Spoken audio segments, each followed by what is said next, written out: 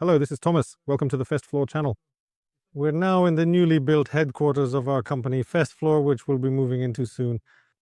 And in today's video, we want to show you what is worth checking and how to prepare the substrate before applying microcement on a floor with underfloor heating. So let's get started and see how to do it the right way.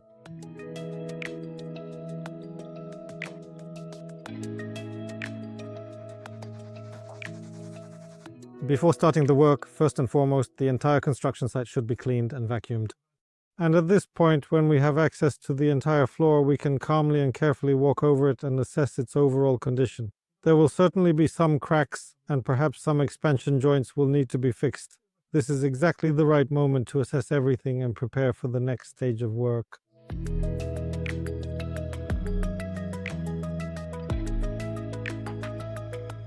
We're moving to the boiler room for a moment because, in fact, long before you start any work related to preparing the substrate for microcement and applying it, you need to start the floor heating warm-up procedure. Its purpose is, firstly, to remove excess moisture from the screed, and secondly, to introduce additional thermal stresses into the floor so we can spot any areas that will require repair. Some additional cracks will probably appear, which could otherwise show up later during the use of this floor. And the fact that they appear at this particular stage is actually very good news, because it means that we can repair and stitch up all these cracks now before any further damage occurs. The heating procedure itself takes about a month to complete. It consists in gradually increasing the temperature on the boiler every few days until it reaches its maximum or almost maximum, and then lowering it again in the same step-by-step way. This controlled heating cycle is crucial because it stabilizes the screed and reduces the risk of new cracks forming later under the microcement layer.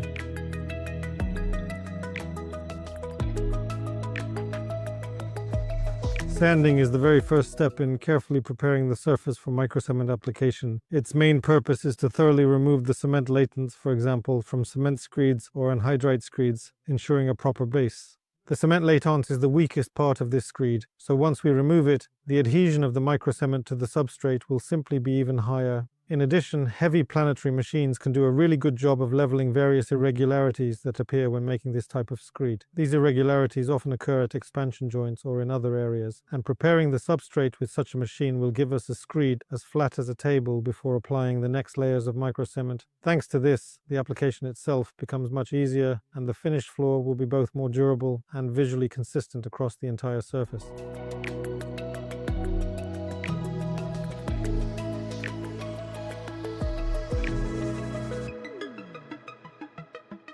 In this room, the screed has already been ground and vacuumed, and we've just noticed an uncontrolled crack that will need to be repaired.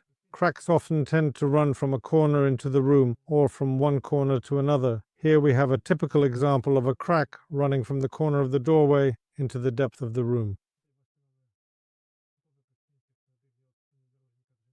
This is not something no one has ever seen before, quite the opposite. It's a typical defect, a common imperfection of cement screeds. The team is now carefully preparing all the necessary materials and tools to stitch this crack, ensuring everything is ready, and we will soon proceed with the next steps in the repair process. So take a look at what it looks like.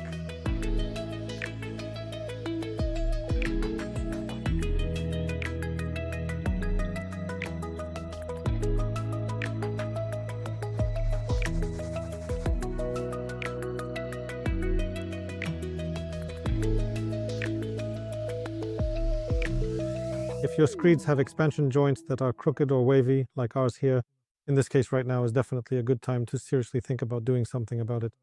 At this point, we will stitch this expansion joint, and after all the work is done and the floor is lacquered, we will recreate it so that a straight line appears here.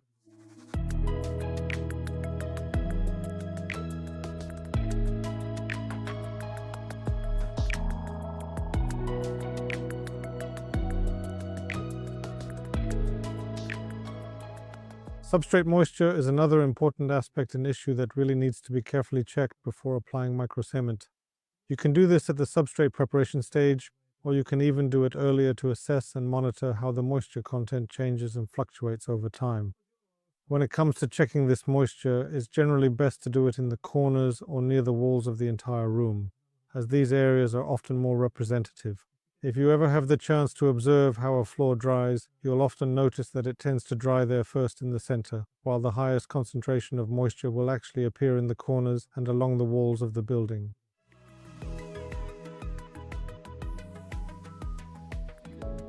Now we are standing here in the corner of the room, taking a moment to observe our surroundings more carefully.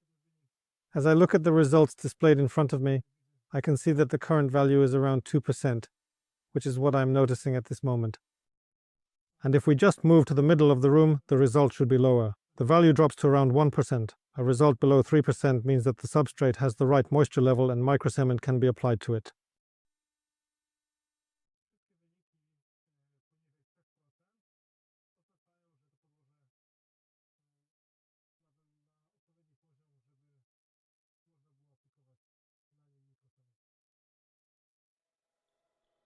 Thank you for watching this video. Remember to leave a like and subscribe to stay up to date with our next videos. If anything was unclear, leave a comment and we'll respond to you promptly. We also invite you to watch all our videos, and that's all for today, for now. Bye.